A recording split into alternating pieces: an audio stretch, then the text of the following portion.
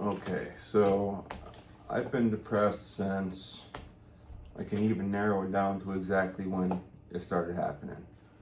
Um, January 2010. And right now we are in July 2026. That's 16 years. I've lost a lot of friends along the way, um, due to the same issues that I'm feeling. The things that we go through, all the different problems that we have are different, but the emotions that we feel are the exact same way. That's why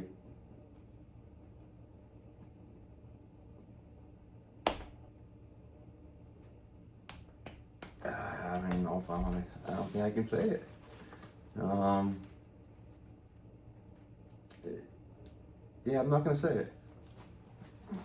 But for a very long time, you can count on people having the same exact reaction to pain, sadness, stuff like that.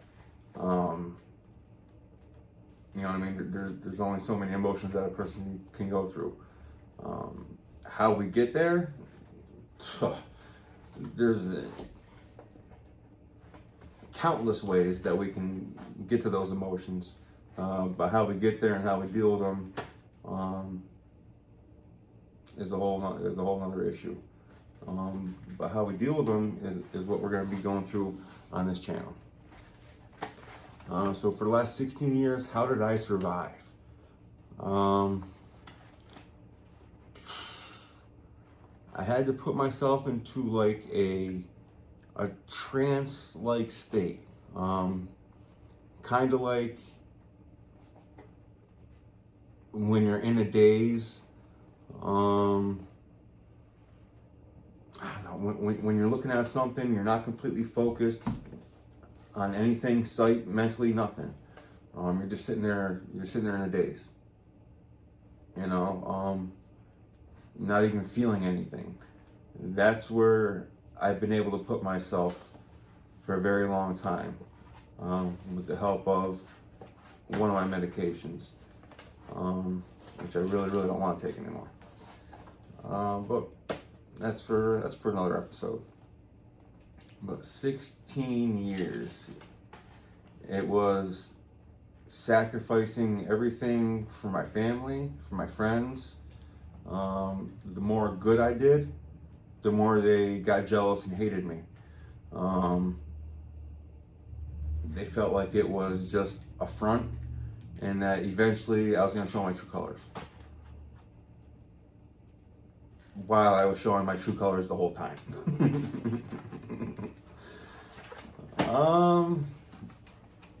Oh gosh. So I got myself into a relationship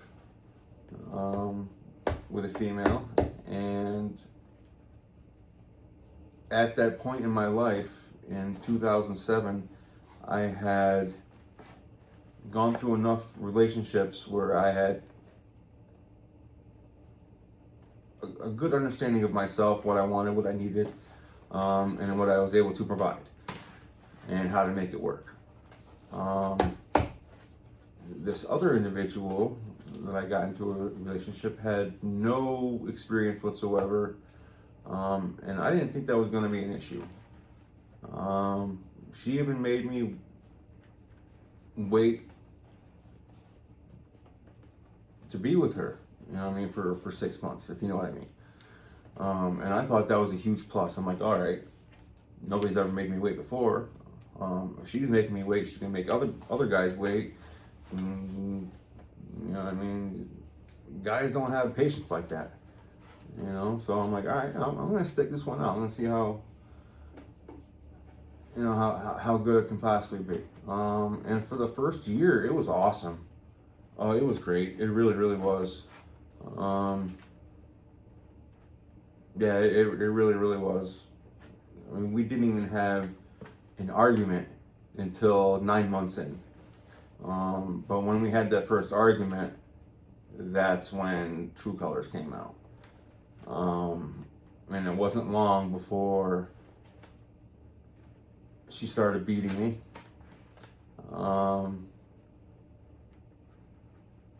And that's that's a whole nother episode. But it led to where I am today. I thought over time, like, all right, I'm just gonna show her that, show her what a good man is, and eventually she'll come around. Never came around.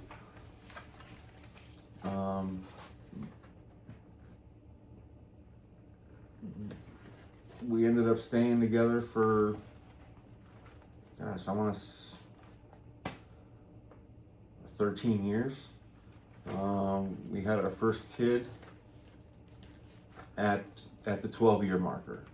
So after 12 years together, popped out our first kid. Everything was going great. I thought I was going to be breaking out of this depression, and man, blue skies and rainbows. You know what I'm saying? But no, not. It didn't end up working out like that, obviously. But you know, I mean, with the first kid, everything went perfectly. We did the pictures, professional pictures in a garden, in a park. You know what I mean? We did all the ultrasound pictures. We did all the pictures, the day the baby was born. Gender reveal, baby shower, everything. Everything went perfect. It went so perfect that it was saving our relationship. Why I was still with her at that point, I couldn't get rid of her. I could not get rid of her, man. Like, there was times where I thought I had to get rid of her, but then somebody would die, something would happen, and I would be the shoulder to lean on, and things would go good for a week or so, and I'm like, all right, things are turning around. Now I'm waiting for that moment where she matures, and then we can move forward. Never happened, still hasn't happened. Just could not get rid of her, and I'll explain in some other episodes. But yeah, everything went so well that, man, we were on the up and up. So then we got talking about having a second one. I had just landed a really good job. It was going to be my career, making 6 figures and working from home. Like,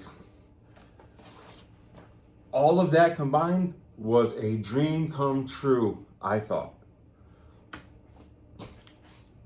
End up popping out our second son on March 11th, 2020, half hour after they made the announcement that we were in a worldwide pandemic.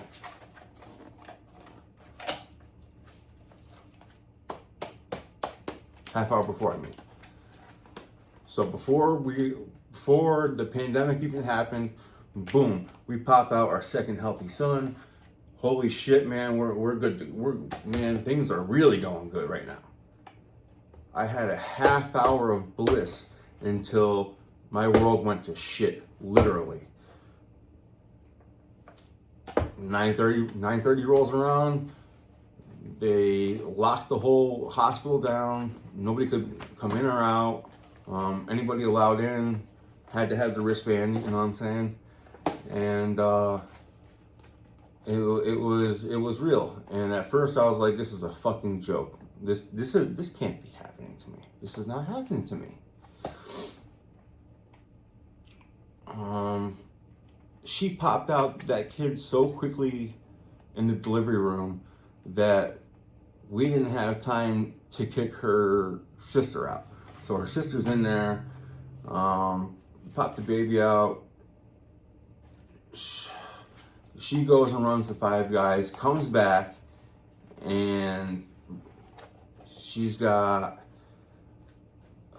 I don't even know how there was garbage in this fucking bag of food. Okay? I have no idea. I open up the bag of food, there's garbage on top and a dryer sheet. And I'm like, oh my God. I'm like, you know what? I'm going to take the top burger and fries just in case something's wrong with it. You know what I mean? And I'll give her the stuff on the bottom. Sure as shit, I got sick an hour later. We're in a lockdown because of a pandemic, and I'm throwing up all of a sudden. Not looking good for me. They kicked me out the fucking hospital. I went home, and I've been getting sick every 3 months since 2010. So every 3-4 months I'll get sick. Like I can't keep down water, you know what I mean, for 3 full days. After 3 days my system cleans out completely. Then all of a sudden I'm able to start rehydrating myself, and it's not even until day 7 that I can start drinking water. That I can start eating real food. And real food as in soup. So yeah, it's a 2-week process every 3-4 months because of the stress. We'll get into that in a different episode. But yeah, so they kick me out of the hospital. I come home and I'm like, no way. I'm like, there's no way that I can be sick for 2 weeks right now. There's no way I can be sick like I usually get sick right now. There's no way. I don't know really how I did it, but I was able to get through it in less than 24 hours. Left the wristband on, got my ass back to the hospital, checked everybody out, got everybody back home, and we're out of toilet paper.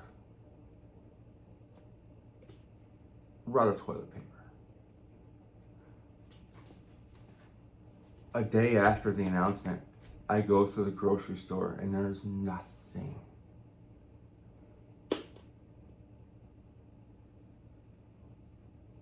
She just had a baby. Women and fathers, you already know what is happening. Toilet paper? We need a lot of it. A lot.